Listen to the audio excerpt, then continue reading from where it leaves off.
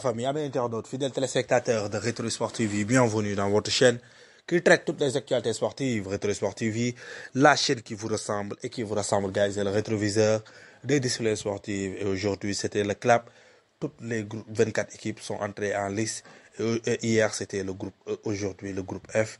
Et on va venir sur les 4 rencontres qui se sont passées entre les deux groupes, que ce soit le groupe E et le groupe F. Le groupe F, logiquement dominé par la première équipe africaine qui a accédé dans le dernier carré dans une phase finale de Coupe du Monde, actuellement premier sur le classement FIFA. Mais avant de venir sur cette belle équipe marocaine, on va parler sur le groupe D. Le groupe D qui a connu une très grande sensation. La sensation de la première journée, on peut dire, c'est la Namibie. La Namibie qui bat les Aigles de Carthage, les Aigles de Carthage de la Tunisie, qui ont été battus par une très belle équipe namibienne, actuellement deuxième du pool D, la Namibie, qui crée la sensation dans cette première journée. Mais si nous venons un peu sur la Tunisie ne fait plus le poids. Ça fait un bout de temps, malgré qu'ils ont été, en demi-finale en 2019. Mais cette équipe tunisienne ne fait plus le poids, qui compte sur un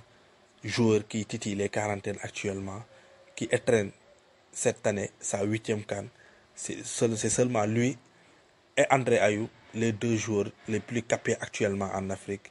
Tous les deux ont disputé 8 phases finales de CAN. Actuellement, M. Sakni ne fait plus le poids, ne peut pas tirer une équipe vers le haut, et Tunisie compte sur ce joueur pour aller de loin, raison pour laquelle, malgré qu'ils ont une très belle solidité défensive, mais ils ne peuvent pas malmener une équipe parce qu'ils n'ont pas d'atout offensif, raison pour laquelle ils ont été malmenés, tenus et dominés par une très belle équipe namibienne.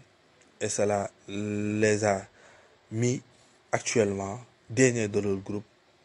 Tunisie qui a besoin de se revigorer sur la deuxième journée pour essayer d'arracher un ticket pour aller dans les... À part Tunisie et Namibie, on avait affaire à un autre choc, un choc alléchant qui opposait entre les Bafana, l'Afrique du Sud qui faisait leur retour face aux Aigles, Mali qui cherche actuellement leur première étoile, mais qui n'ont pas encore trouvé ça par manque d'expérience.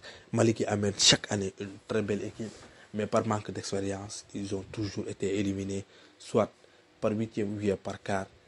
Et pour gagner une finale, comme on dit, il faut essayer de les jouer, mais aussi de façon successive. Et Mali n'a pas encore sa chance d'accéder à ces finales pour les jouer, pour espérer gagner une. Actuellement, ils cherchent jusqu'à présent leur première étoile, qui faisait face au Bafana, l'Afrique du Sud, la première nation qui a organisé une phase finale de Coupe du Monde face aux Aigles. Ont eu une très bonne entame de match. L'Afrique du Sud qui a eu beaucoup d'occasions, même un penalty, et toutes ces occasions ont été vendagées par un joueur, la star de cette équipe, un vieux routier, Percy Tao, qui aura des regrets après la rencontre parce qu'il avait pas mal de balles de but pour les concrétiser, mais il ne parvenait pas à les concrétiser. Et après, le Mali a pris le dessus et concrétisé les occasions qu'ils ont dans ce match 2-0 face au Bafana. Mali actuellement leader du groupe qui partent bien pour aller de loin dans cette compétition parce qu'ils ont besoin de cette première étoile.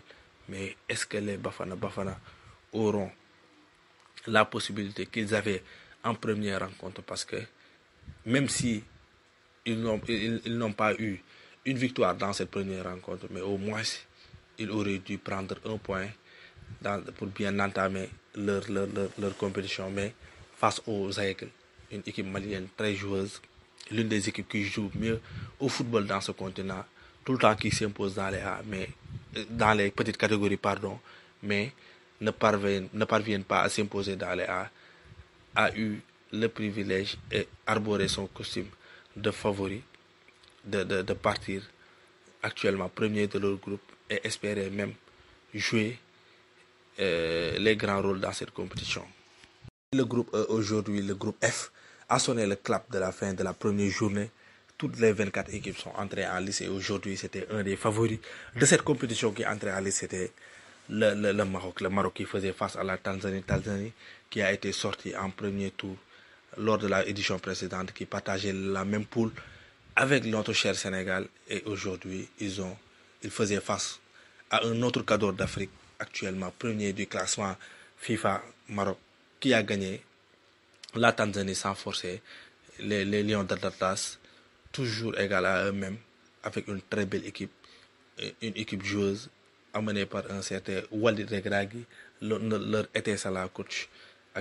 Aujourd'hui, il y avait aussi un Nasdin Ounahi, toujours égal à lui-même. Notre problème est que pourquoi Nasdin Ounahi ne parvient pas à s'imposer à Marseille, mais quand il vient en équipe nationale, toujours le mettre à jouer de cette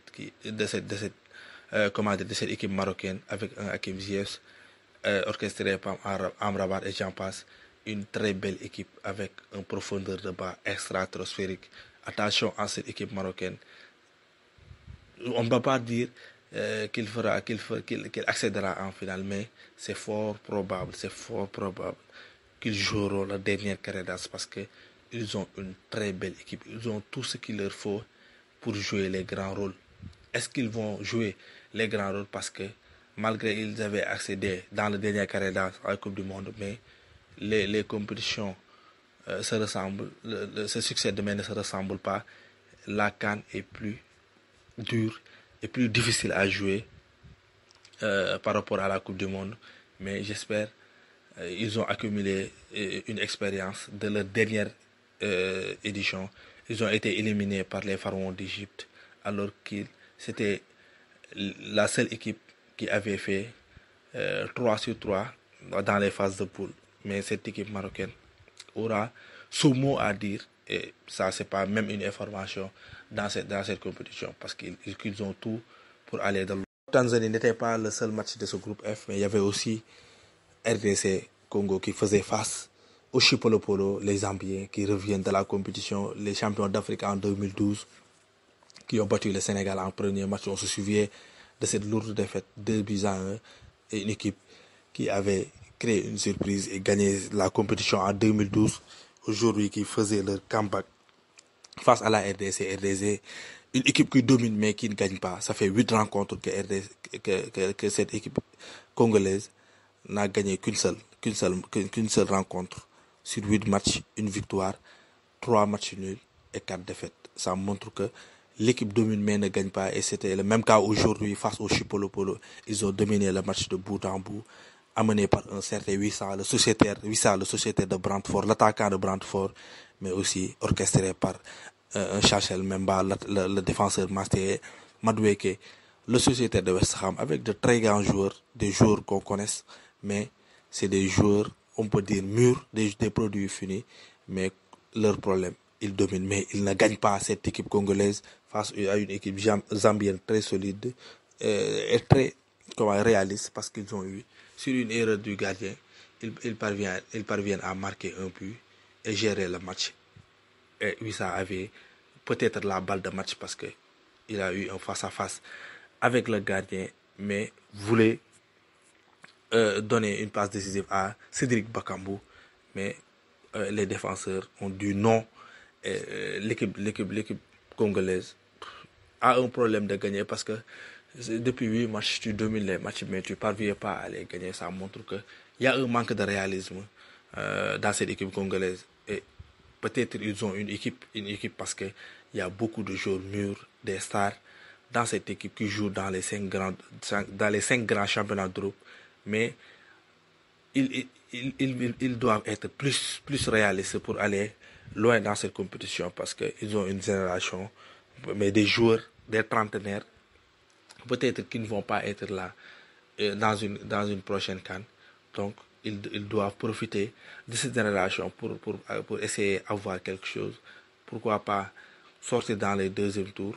C'est possible même, mais aller plus loin dans cette compétition parce que ils ont une équipe, mais par manque de réalisme, ils ne parviennent pas à avoir ou bien à atteindre l'objectif.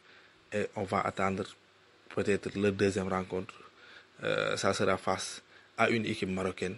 Mais je crois que ça sera un très bon match parce que c'est deux équipes joueuses qui produisent du très bon football.